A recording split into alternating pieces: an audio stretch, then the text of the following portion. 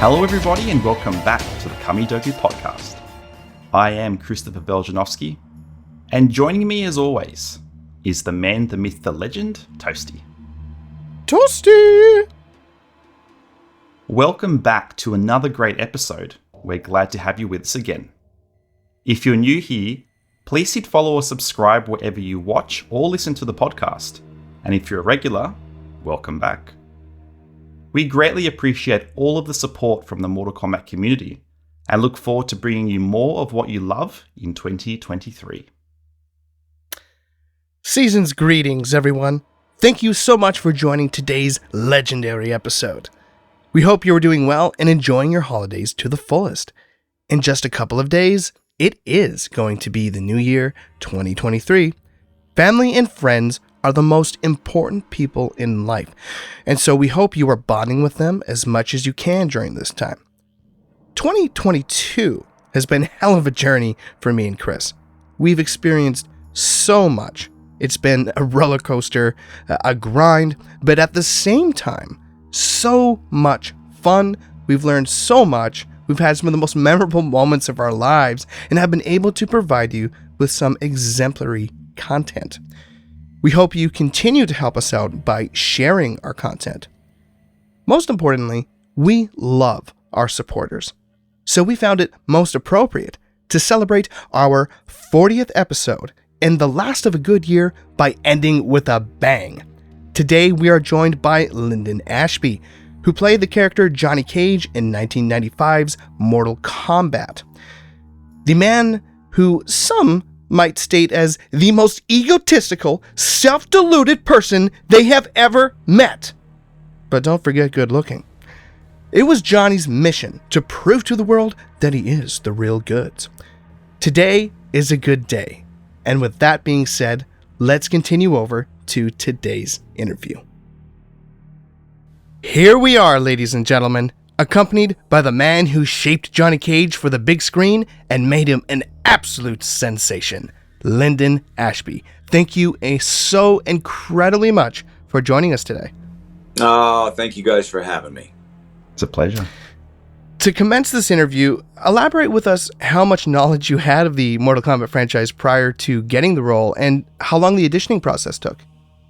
The auditioning process was pretty quick. I was coming off of a big Western called Wyatt Earp, and then I had done this other movie called 8 Seconds, and so it was sort of like, had that kind of, little heat happening in the career. And so the auditioning process was pretty quick, and I'm not much of a gamer, and I'd honestly never played the game, so my entire exposure to Mortal Kombat was just the script. Okay. Yeah. Excellent. So you really attached to the script. You really enjoyed the character. Did you happen to just jump on the arcades to sort of get to know Johnny a little bit from the games? I didn't. I just winged it. Just did it from the script, and then we've talked about this before. A lot of it was improv. Yeah. And we, Paul and Robin and Christopher and, Bridget and Talisa, we all carry. We just would work it out, and whatever worked, we'd kind of go with it. And I'm not sure the writer loved it all that much, but yeah, he had a pretty strong opinion about it. I ran into him at a Christmas party, I think, a holiday party. After that, and he introduced me as this is a guy I told you about, the guy who ruined my movie. What? Like, wow. No way. Yeah, way. Oh my God. Wow. Yeah. Man, you just made it so much better. You came up with some of the most iconic lines of all time, my friend. We enjoyed it so much. Well, thanks. Yeah. Thanks. It was such an iconic role, and yeah, you absolutely nailed it, so love it. Oh, well, thank you. So, to this day, how often do you get recognised in public for your work as Johnny Cage? And do you recall having any strange fan encounters? No super strange fan encounters. And then there's a age group, probably between, realistically, like 30, maybe late mid-20s to mid-40s. So this 20-year kind of span that to this day people are like, dude, you're Johnny Cage. And, yeah, and the best fan encounter I ever had was this bartender, and she was just beautiful, right? Yeah. And she's a huge Mortal Kombat fan, and she's talking to me, and she's like, that movie, she goes, she's like, it was my sort of sexual awakening. And I'm like, oh wow. I'm like, oh really? And yeah, she's like, this my, and she starts going into this whole thing, and she goes, yeah, she goes, that's when I realized it was gay, and Bridget was so hot. And I'm like, God damn it. Oh man, that is good. That is good. I remember doing some terrible movie up in Spokane, Washington, and we were shooting a casino. We had to do some kind of dog and pony show and sign autographs in this casino as part of the deal for us being able to shoot there. And long story short, so this girl comes up, and she's really young and really beautiful, like in her mid-20s, and she's talking to me. She's like, oh my God. She goes, you're so handsome. You're so cute. You're funny. You're cute. You're handsome. You're this, you're that. She goes, I wish my mom could meet somebody like you. And I love it. It's just like you're soaking it all up, and then you're just like, psh, psh, psh. Yeah. Now, Linden, if I'm not mistaken, I believe you had originally requested a stunt double for your fight scenes, but then later changed your mind and decided to do as much as you could. What happened to change your mind, and what have you learned from this experience? I didn't. I did all of it, and then a stunt double did it. And then look, I'm an okay martial artist, and I still study, and I'm probably, definitely I'm way better than I than I was back then, just because 25 years of studying. Sure. And I had more of a history in boxing, a background in boxing, and a good bit of martial arts, just karate. And so no, I had great stunt doubles, and if it was at all possible for me to do it and it looked really good, like I think that if you throw a spinning kick and you can throw it and you land it and you're right there on, in frame, on film, no cuts, then back then especially the audience knew that you had done it, because there was no CGI. Yeah, absolutely. And so that was important to me, to be able to do as much as I could and make it, just make it apparent that it was me doing it. Yeah. And like Robin was a great martial artist. Yeah. He really is. He's amazing. And he was always there to kind of help me out. And but yeah, no. So look, I had great stunt doubles. I had JJ. JJ Perry. Yeah. And JJ made me look really good. You can tell from like the wide shots, from like the far shots, it was JJ. But man, you can thoroughly tell that the most of the rest of it was you, and it's incredible. Yeah. We got to applaud you for that, man. You did a great job. You got the shit kicked out of you. I think Chris Casamassa made your kidney bruised. Kick. Yeah, kidney. He gave me an axe kick right in the kidneys, and I was padded up, but his heel just went right between where the pads were and got me. Oh God! Man, oh man. Yeah. Now, you've mentioned before, too, maybe it was kind of like the trapeze area of that scene. That was somebody from... Yeah, it was Mitch Gaylor. Yeah. But he wasn't it Sub-Zero, or Scorpion, who was spinning. Yeah. Yes. Yeah, so that was... Chris had a stunt double there. So that was Mitch Gaylord, and then I don't know who fell for me. I don't know if JJ did the fall or not, going through the scaffolding. But somebody did. Oh no, sorry. You mean like the flipping of the trapeze stuff? Somebody filled in for you. That was Johnny Cage doing that. Yeah. Okay, then that was Mitch Gaylord. Okay, excellent. Yeah. Awesome. Yeah, Olympic gymnast. So Yeah. He Did made you me say look he was good. from Power Rangers or something? I don't know. He won a gold medal in the Olympics, I think. Oh, wow. Good for him, man. Yeah. Hmm. Yeah. Impressive. Yeah. Yeah. So 1995's Mortal Kombat was one of the first movies based on a video game that was actually labelled a success, and it did incredibly well at the box office. Do you feel that your career further progressed in a positive way as a direct result of this film? Mine? Yeah. Absolutely. Yeah. Absolutely. It's to be the lead in a movie, one of the leads in the movie of a movie that's number one for 3 weeks never hurts anything. That's it. But it was weird because everyone forgets that it was the first successful adaptation of a video game. Yeah. Street Fighter had been out, Double Dragon had been out, Mario Brothers had been out, and none of them did very well. No. And so, consequently, my lawyer did a great deal on that contract. And it was, they gave you what we call sucker points, which is like adjusted net or something, where I got profit participation statements from New Line for 4 or 5 years on Mortal Kombat, and every one, it was a bigger failure than the statement before. Yeah, they like run the studio on a successful movie, and you'll never see a dime on that. But he got me just performance bumps, like when the movie makes X amount of dollars, as reported in Variety, Linden gets this, and nobody truthfully, nobody thought that it was going to be that successful. So they're like, yeah, sure, yeah, go get it, take it, fine. And it was a good couple months after. Wow. Good. It was a good time to go to the mailbox. Yeah. Can imagine.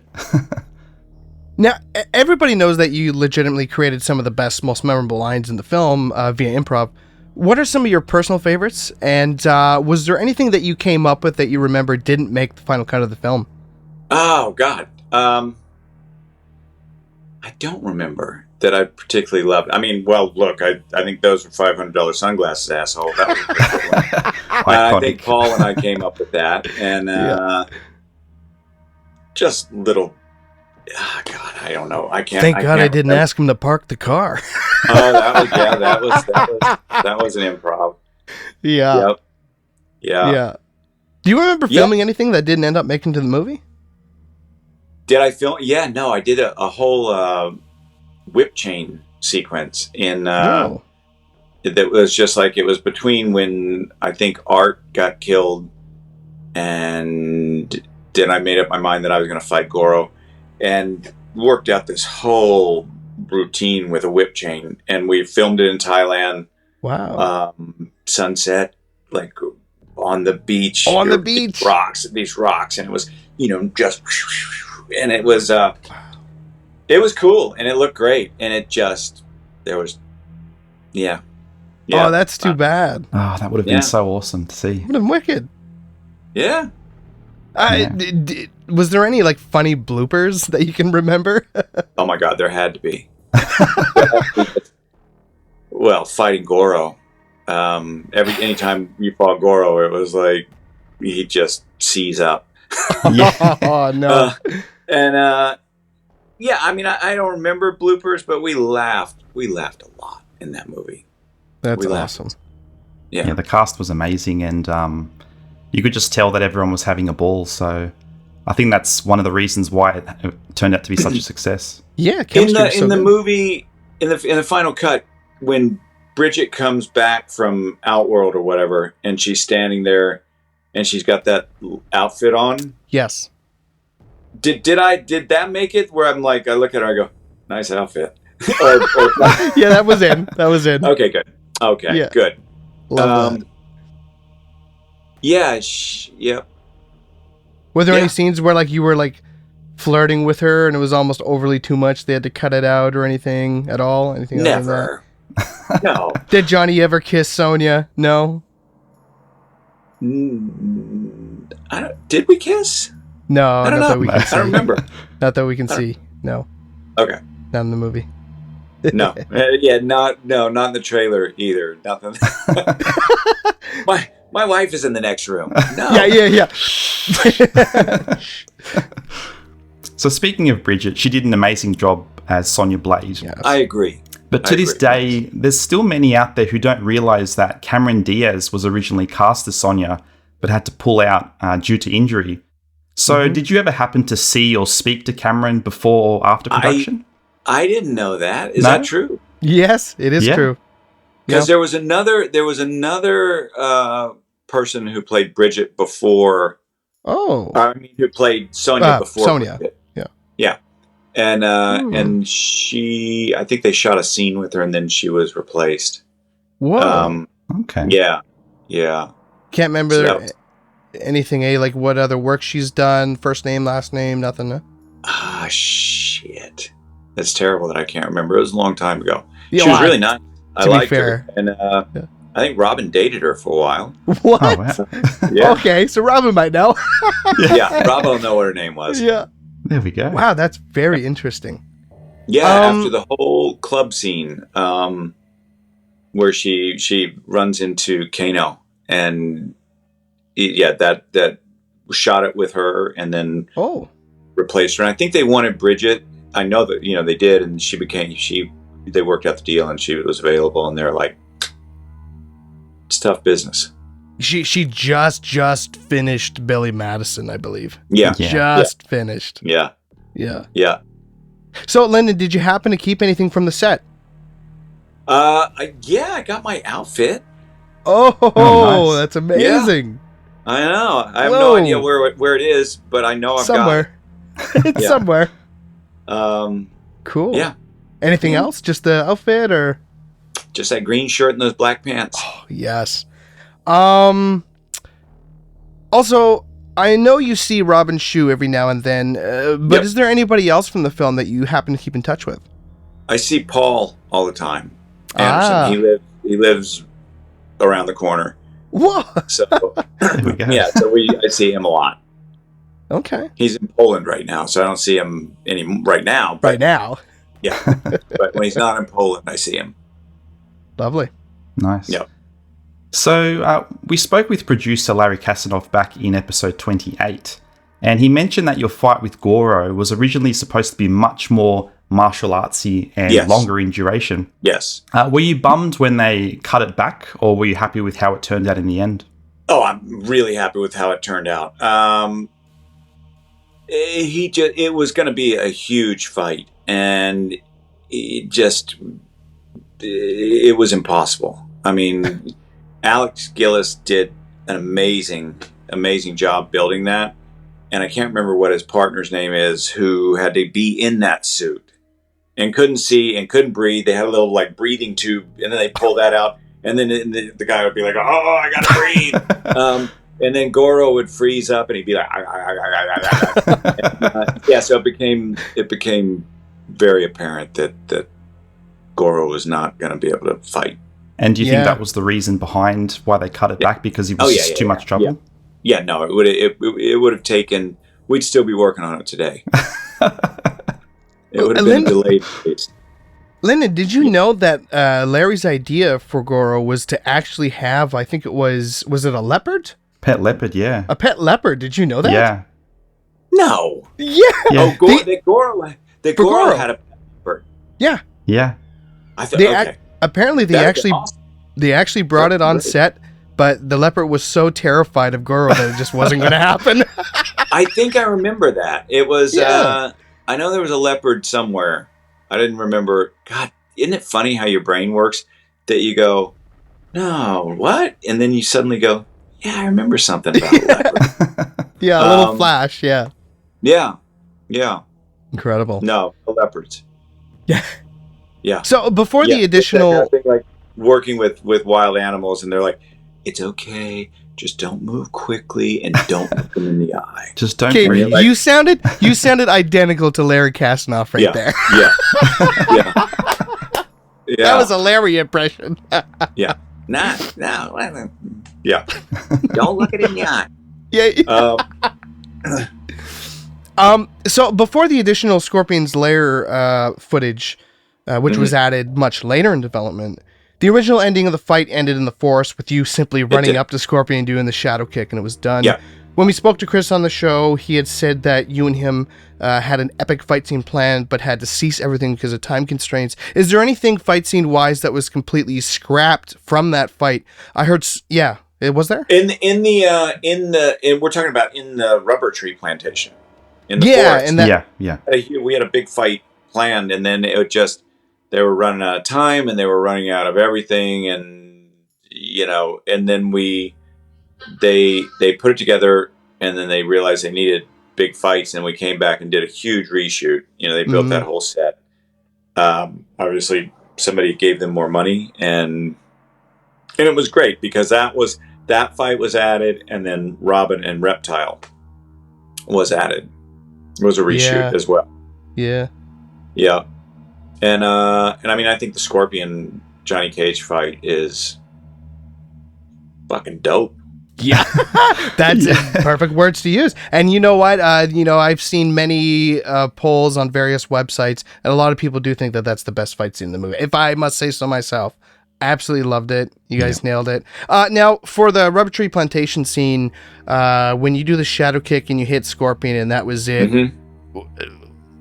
Was that just legitimately that's it? You just kind of stand there and then end scene? Did you walk off? Like, what were the exact details of what happened? Remember what happened. What I remember most about the rubber tree plantation is that we had snake wranglers. Oh yeah, and they fucking pulling cobras out right and left.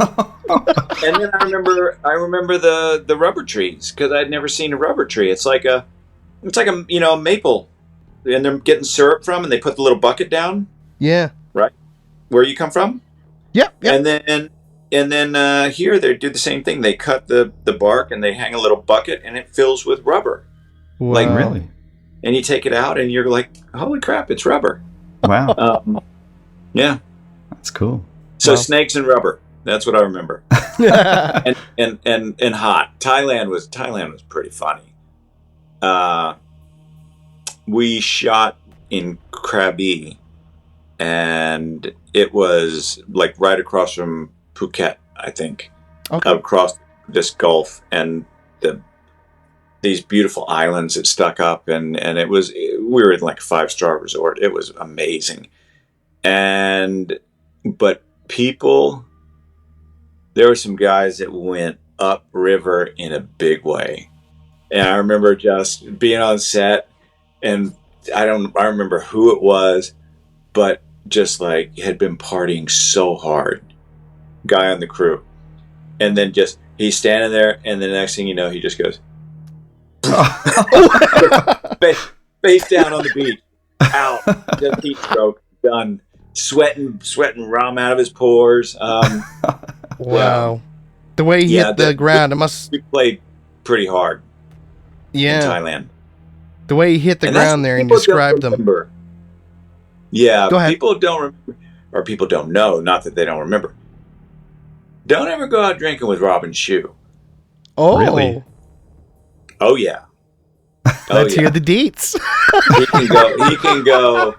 He can go hard, and he can go way past what normal people can. He is a chosen one. He is the chosen one. Yeah. His little eyes get brighter and brighter the more he pours in. Amazing. Yeah. So Johnny Cage practically had no screen time in the movie's sequel, Mortal Kombat Annihilation, and was killed off in its opening scene. We heard through the grapevine that you had originally signed a 2-picture deal, but ultimately turned down the role due to your dislike of the script, and in hindsight, that was probably a great decision. Can you elaborate on that at all? No, that's not true at all. We did do a 2-picture deal. Okay. And then they were not going to honor my contract. Oh. And they didn't honor Christopher's contract. Oh, wow. And then, it's sort of like, they were like, well, yeah, you didn't test that well or something. I'm like, really? Okay, I thought I did all right in the movie. What?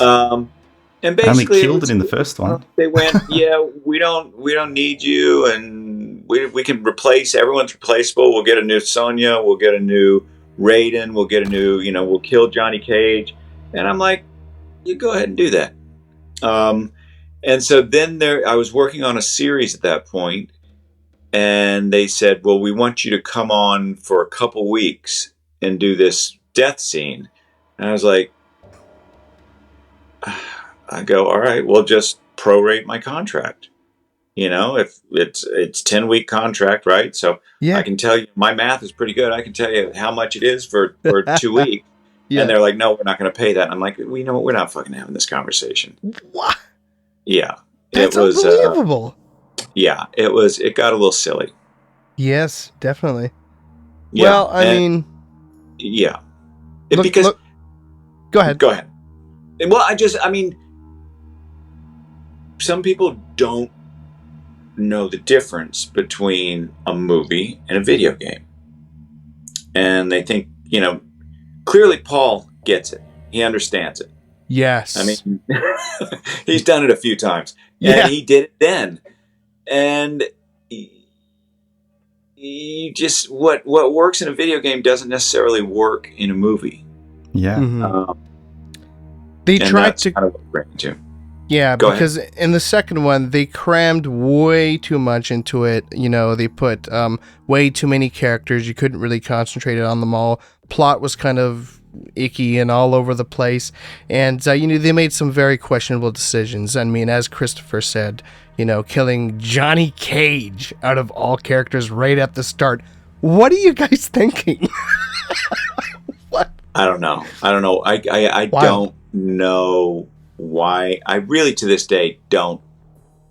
I mean, look, I can tell you what my sequel deal was not like $20 million. It was not a huge number. Mm-hmm. And they had made they were making a sequel, put it that way. Yeah. The movie was a success. Yeah. And you don't fuck with something that works. Yeah, exactly. Amen. It's not broken. It works. It works, actually. Get Paul to come back and direct it if he would. Get your original cast and make the sequel. It's funny you say that, Linden. Actually, I think you were there with him at the Chinese theater.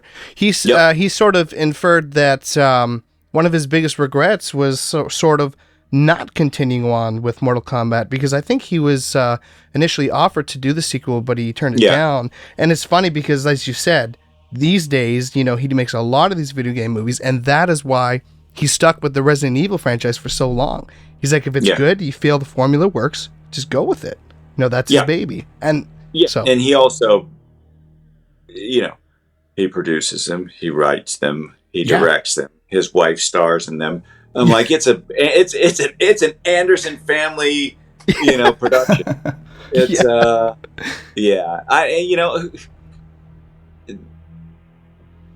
I don't want to talk about it. There were. It was just some very, well, like you said, questionable decisions were made. Yeah. And exactly for silly reasons, and thinking that, like, if you do Star Wars, you don't recast, everybody. Oh, for sure. Exactly. You use what works. It's just, it's common sense.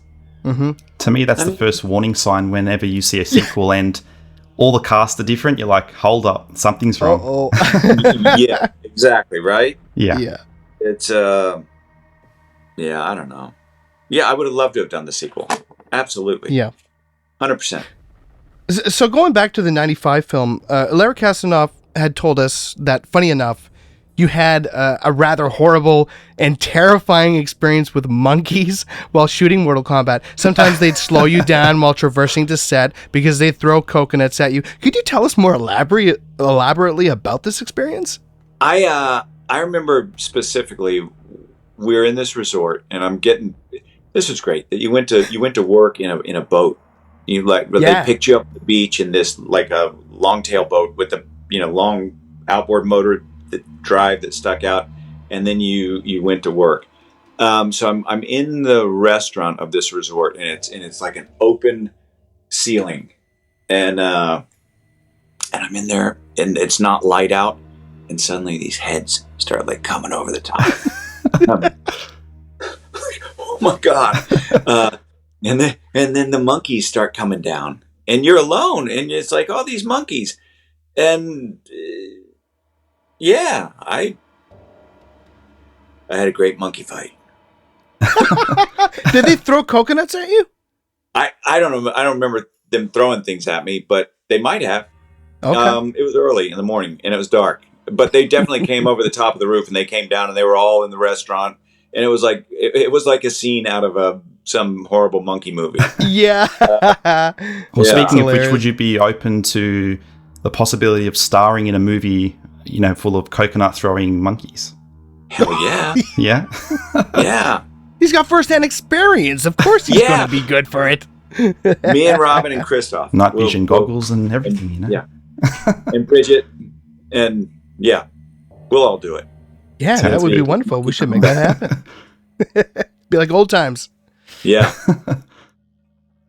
So fans went wild when the classic Mortal Kombat movie skin pack was released for Mortal Kombat 11, containing your likeness as well as those of Bridget and Christopher Lambert.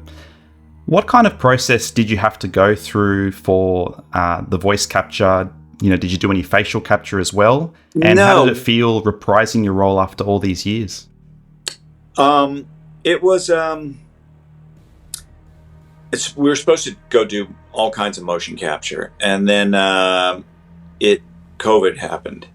So I did that right in the middle of COVID. They sent a giant box with all the equipment in it, and then we set a time, and then got on, hooked up, and set the mic up, and did it that way. So it was all remote. I was alone in a room in the house and just did it. I like I say, I'm not much of a gamer.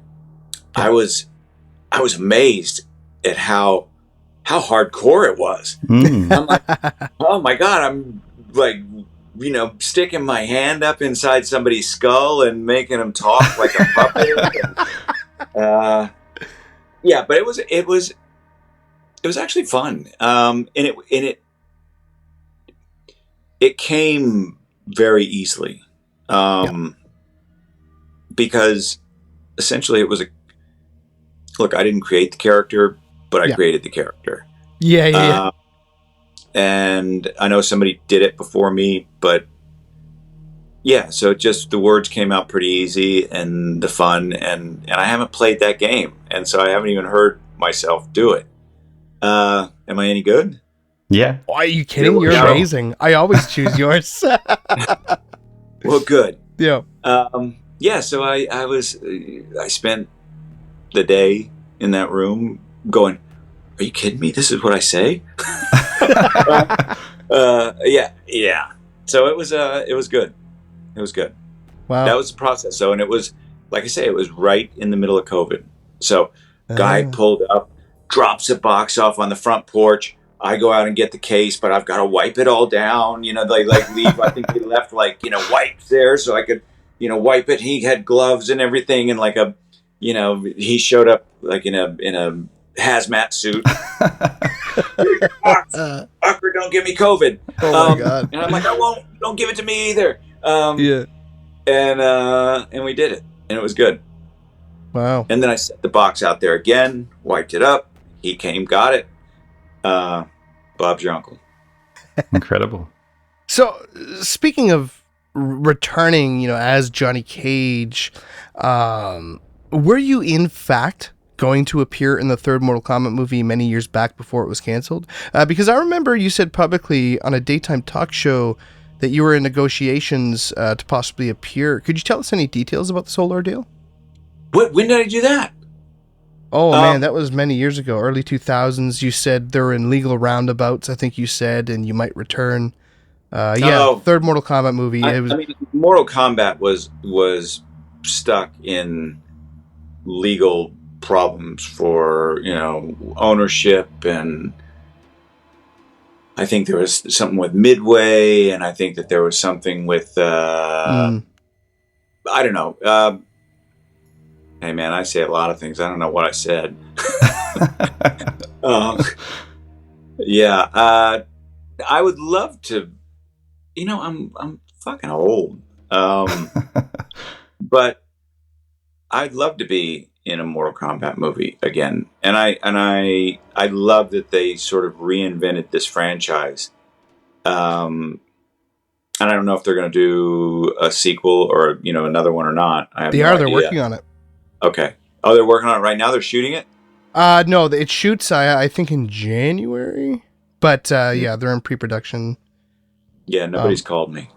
Oh, that's disappointing. That's disappointing. I noticed you said somewhere else that waiting for your letter from Hogwarts. Now, obviously, you're aware of Cassie Cage and all these things. I think it would be perfect to bring back, like, her dad. Yeah. Yeah, exactly. And her mom. Right? Yeah. I think it would be. I think the fans would enjoy it. I think it'd be fun to do. Oh man, our minds would be blown if you came back. I mean, in my honest opinion, I think you're the ideal Johnny Cage, so that'd be so great. Yeah, because Johnny Cage is aged. He hasn't stayed young, right? Yeah. That's correct. In the latest entry of the video game, yes, he is older. Yes. Yeah. Yeah. So did you enjoy the new Mortal Kombat movie as a whole? Did you watch the entire thing? I assume. I did. Yeah. I thought it was the opening sequence was amazing. Breathtaking. Oh, yes. That was amazing. That was so good. So good. Best part. And you get the mythology and you get the backstory. And now I'm ready for him to go fight the tournament. Yeah, absolutely. Yeah. Well, Johnny's missing from the first one, so we don't know who's going to play Johnny, but I think it would be incredible if you were called and asked to make a little cameo. Why not? Even. Yeah. Right. And Chris Casamassa wants to do a Mortal Kombat multiverse, so there's another opportunity for you there. He really wants it to happen. He's pushing for it. The whole multiverse thing is such an interesting concept, right? Yeah. It's like, all right, I kind of get it, maybe, but I guess maybe that's what's going on. You never know. I know. This is like one of those, late night conversations. Yeah. Yeah. Yeah. So I don't know. Yeah, I'd love to do it again. It's a character that I want to do. I feel like I haven't gotten to either like continue in the right way or close the book or whatever you want to say.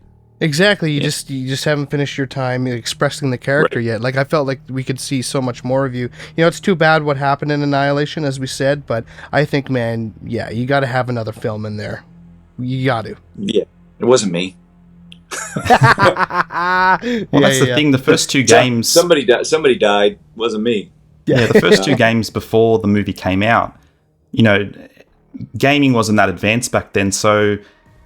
He seemed, cocky in his biographies, but, your on-screen representation is really the first time anybody got to see Johnny Cage. So you set the standard. And to this day, I don't think anyone's come close to your Johnny Cage, if I'm totally honest. Thank you. Yeah. Thank you. I used to work out with Casper in the same gym. And it'd be like, what's up, John? What? That's unbelievable. He'd be like, what's up, Johnny? Yeah. Yeah, he's a very nice guy. He is, yeah. Good man. Yeah. So you mentioned previously that you trained in karate, and you've done martial arts for a number of years on and off. Yep. And you even trained with Chris Casamassa, from what I believe. I did. I trained with Chris for years. Yeah. Wow. Yeah, and recently I've been just training closer to home and still in karate, or have you dabbled in a few other styles? Hong Sudo. This time around, and it's different than it is a form of karate, I suppose, but the forms are all very similar, but it's much more rigid in just your forms. Which took some getting used to, because your body gets used to moving in a certain way. But it's been fun. I guess I'm studying this time, I think it's about 3 years. Wow. Okay. A few times a week. And it's good because I hadn't trained in, gosh, probably since around 2012. And I started training in probably 2018. And it was funny because I didn't know that it was happening. And I used to play soccer twice a week as well, up into my early 50s. And then I tore my ankle up, and so I stopped that. I stopped training. I could still surf and I could, hike and whatnot. But when I started training again, it's like, this isn't going to make any sense, but my lower body got reconnected to my upper body. Wow. Everything started moving in sync again. And, and it's good. It's good. It's a good thing to do as you get older. It's good to train all the time. Yeah. Avoid injuries and have fun. And you learn something new. It's like I've studied karate, taekwondo, Krav Maga. Krav, a little bit of Wing Chun, and now Tong Sudo. Wow. Yeah, I've recently gotten back into martial arts too. I gave up taekwondo 20 years ago, and now I'm doing karate. And I understand what you mean about the upper and the bottom part being connected again. Yeah, it's, good. So it makes sense, right? Yeah, absolutely. Because you think, okay, well, I'm good, and then they get reconnected, and and now you know what I'm talking about, because taekwondo is very similar forms as well, right? Yep. It moves in the same pattern, but it's just slightly different. Yeah. And you're like, it doesn't bother me anymore. In the beginning, it bothered me. Yeah. A few bad habits I still have to fix, but it's all good. No, that'll always. Yeah. Always. I believe you've also done some directing work in your career as well. Mm-hmm. Can you tell us a bit more about some of the projects you've worked on there? Well, I started on a show I was doing called Teen Wolf, and got to direct an episode there. And then after that, I had done so many Lifetime movies. And then I said they wanted me to do one, and I was like, I go, tell you what, I'll do this one, but I want to direct the next one. And they went, okay. So then I started directing, and I did the first couple, just me, and then started directing with Susan, my wife, and we co-direct, and it's amazing. She sees things that I don't see. If I can't talk to an actor or whatever, she can talk to them in different ways. She sees the frame differently than I do. So it's very collaborative, and we're better together than we are as individuals. It's cool. It's cool. And, there's none of that, people are like, well, you direct with your wife. And I'm like, yeah. And they're like, and that's okay. And I'm like, yeah. and it's, so we did this, it was a fun one. Last year, did a few of them last year, but this one it was called Crazy Neighborhood Moms. Okay. and I think it came out, they didn't want to say crazy, so it became Nightmare Neighborhood Moms. And it was Lifetime Movie Network's #1 film of the year. Oh, wow. Yeah, best ratings of the year. Yeah. Congratulations. So now we're getting ready to go shoot Crazy Pageant Moms. That's incredible. I love it. It's pretty fun. It's kind of like a dramatization of Real Housewives of somewhere, it's fun, but you never can cross, don't make it campy.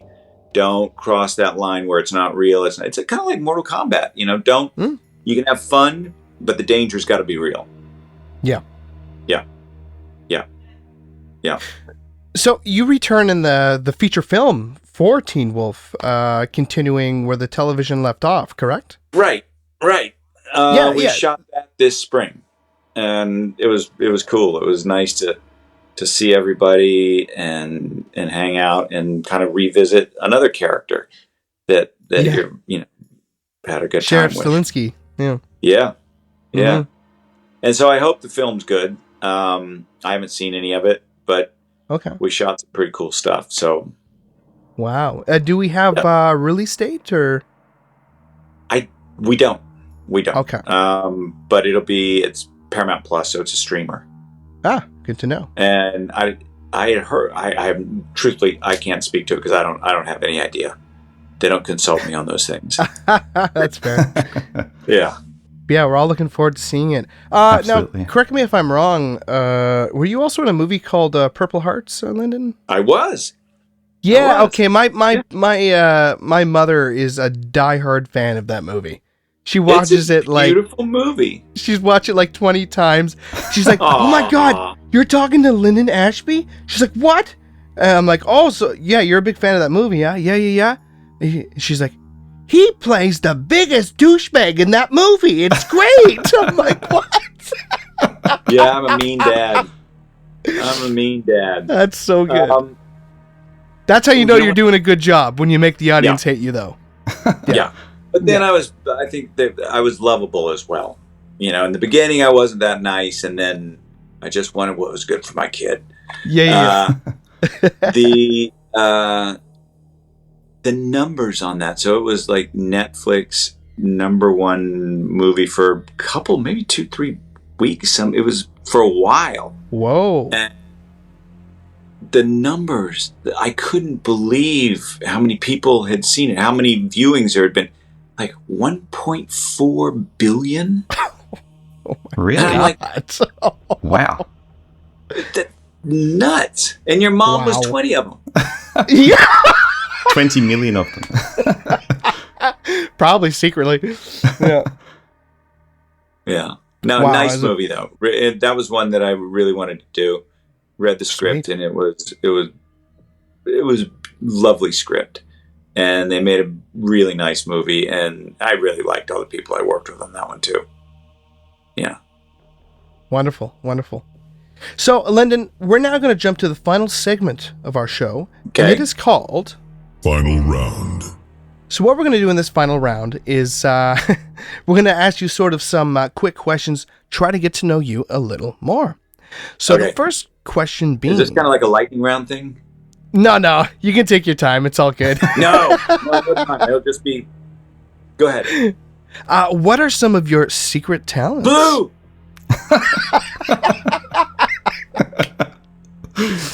Okay, go ahead. What are some of your secret talents or things most people don't know about you? I don't have any. Pretty good surfer. Okay, surfer. Pretty good skier. Okay on a motorcycle. Nice. Terrible golfer. Okay dad. Okay, Dad. Secret talents. That's I like to cook.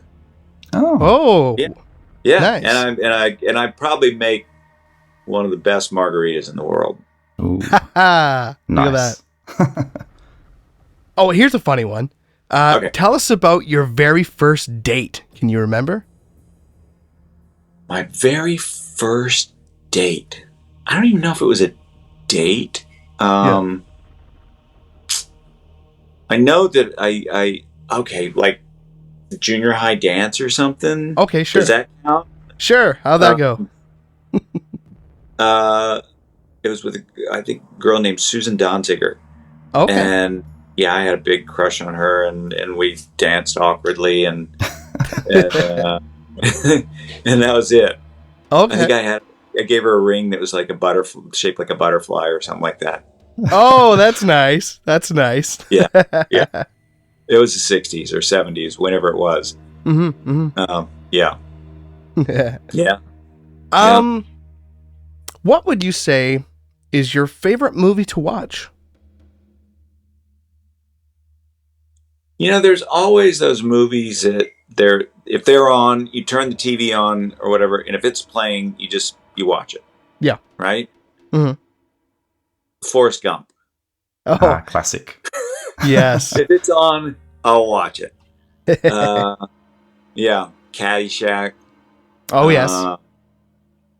So many of them. Mm-hmm. I don't know. I love movies. I love movies. Yeah. Yeah. Yeah.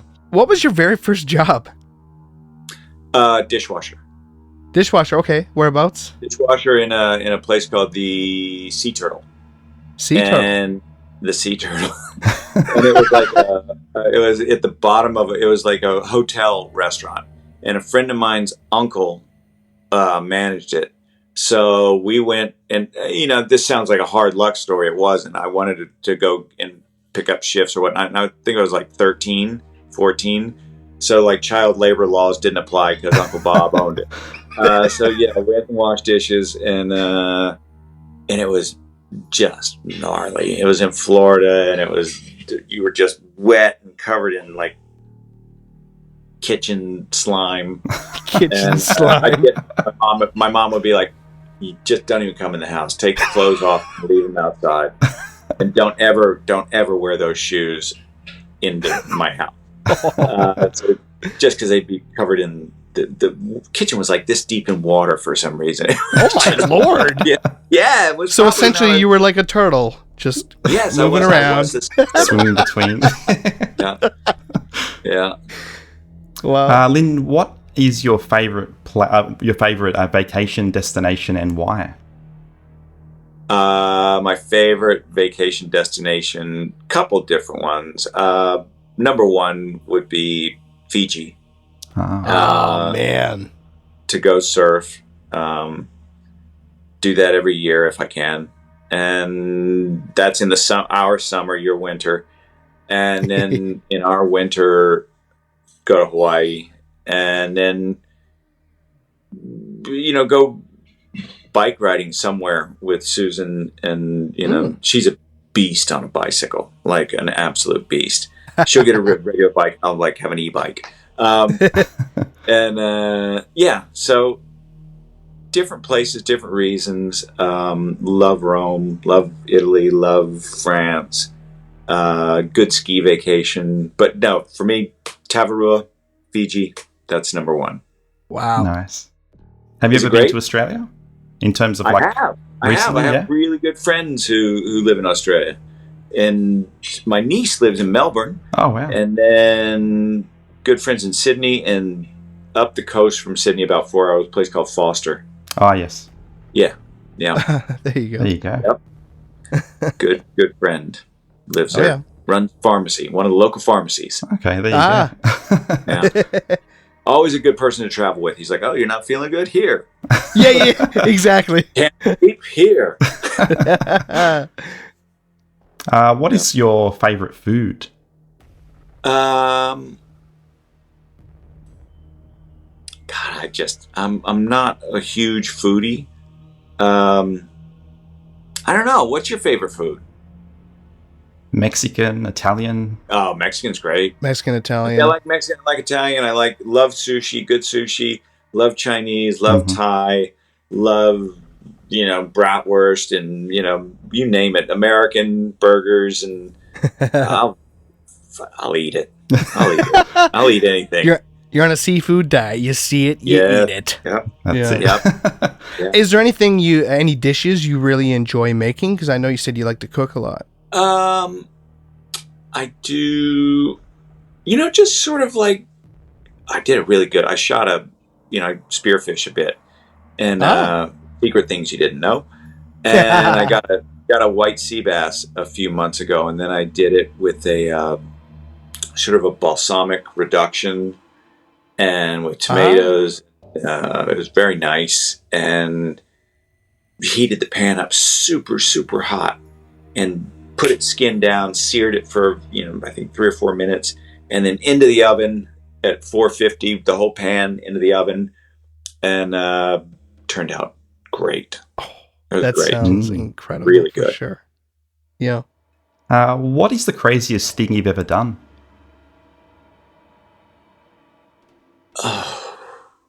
There were a lot. There were a lot of poor decisions.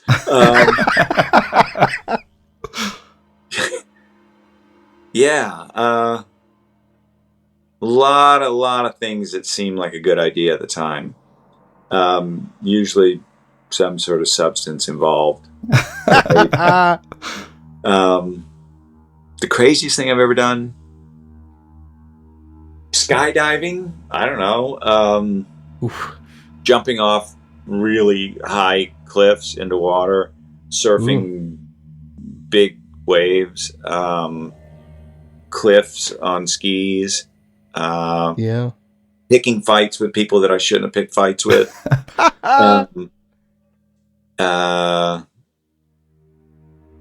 Yeah, I don't know. Yeah, a lot of fucking dumb things. Kind of limitless. Ask my wife. Ask my family. They'll be like, "Oh boy." They'll tell you right away. Yeah. We'll cover all those in another episode, I think. Was there ever a stunt in a movie that you sort of wish, okay, I wish I didn't do that? Oh, yeah.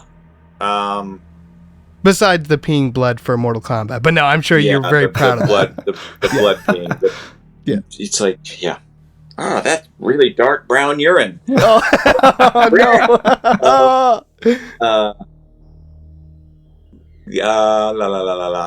no. Mostly like squibs and stuff, gun bullet hits, the way they used to do them. I don't know if they still do them that way.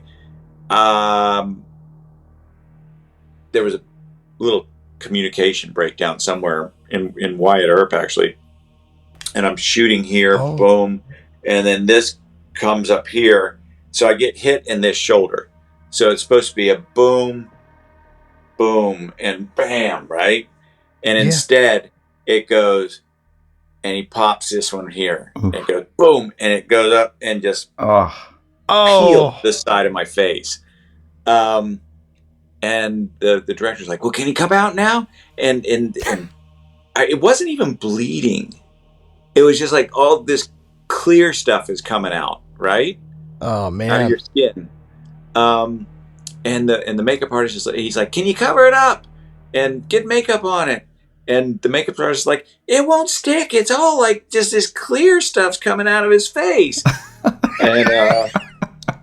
and then oh god, I was in South Africa making a movie. Yeah. And once again, squib, and I'm run and I get shot. I'm supposed to get shot like in the shoulder or something. And the squib is on a wire and it pulls loose and it goes down and it goes right down here. And goes and blows. So if that thing had been spun, it would have killed me because it would have hit the artery right there in the groin. Exactly. As it was, just blew the pants to pieces. And I'm like, and I've still got this big, gross burn scar from it. Wow. Wow. But thank God it wasn't like 3 inches. Yeah. Exactly. Yeah. Thank God. Yeah. Holy moly. Yeah. May have altered the pitch of your voice slightly. Yeah. You know what, though? Honest to God, if that had happened, I might have accomplished so much more in life. I'd have been like, "You've just been a nuisance." Take up opera or something. Yeah, something. Yeah. All right. And the final question for this segment: what is the best piece of advice you've ever been given? I think probably the advice that I give my daughters. Nothing good happens after the bars close. Just go home. Yeah, I like it. Yeah. That'd be good advice. Yes. It is good advice. For sure. Yeah. All right, Linden. Well, Don't go. Susan was about to. That would have been a good podcast. Yeah, she doesn't have any clothes on, and she was probably just going to walk right through the. Oh, the jeez. Whoops. Yeah. Anything for ratings, right? That's it. Anyway. Well, Else? Linden. Sorry, what was that? Anything else? No. Well, it's been an absolute honor. Johnny Cage for life. But before we wrap up today, did you have any current or future projects that you'd like to share with our audience? Did a little movie called Trust that just premiered at San Jose Film Festival. I was out of town, so I didn't get to go. But we swept, man. We were like best audience, best film. You know, we won. We won the prizes. Wow. So that's cool. And then gonna go direct Crazy Pageant Moms. Yes. And for all our listeners today, Yeah. where can fans find you on social media? Oh, at Linden Ashby for Twitter. I think it's just Linden Ashby. And then on Instagram, it's Linden_Ashby because somebody had stolen my name and I couldn't use my own name. And then they pretended to be me for years. It was really weird. Really weird. They'd they'd post my stuff, and finally I was like, well, actually, to be perfectly honest, I'm not a huge social media-er as good as I should be probably. And there was a moment where I'm like, you know, they do a lot better being me than I do. So and they seem much more excited about it. Maybe I should just let them go. But yeah, Instagram finally removed them. Yeah. Yeah. But it was weird. I'm like, stop. This is creepy. I'd like to, please stop. This is creepy and weird. Yeah. I'm not that interesting. I bore myself. I can't imagine. Oh, come on, Linden. Yeah. Yeah, some people, you never know. No, you don't. Was that you? Did you do it? Oh, shit. Run! Okay, man. Yeah, this has been a great time. Me and Chris will always remember this, and we hope to speak with you again sometime. And in the meantime, have a lovely day, and best of luck with all your future projects. Absolutely. Oh, thank you. And listen, let's do it again. Anytime. Yes. Appreciate It's a real pleasure. Absolutely. Hey, maybe Thank we you. can get you and Robin on or something. Yeah. Oh, hell yeah. You guys are like brothers. Yep. Yeah. Yep. That'd be wicked. Absolutely. Anytime. Appreciate it. Thank you so much Awesome. for You your time. bet. Thanks again for joining today's episode. It's still so surreal to know that we spoke with the Johnny Cage from our favorite movie. Even though Johnny has hinted at it before, today specifically is not the time to fall down, but rather pick ourselves up, get out there, and be surrounded by positive influences, be cheerful, and enjoy the Christmas holidays. You guys have all meant so much to us throughout the journey. We could not have done this without you. We wish you all the best for the year 2023 and that you receive nothing but blessings.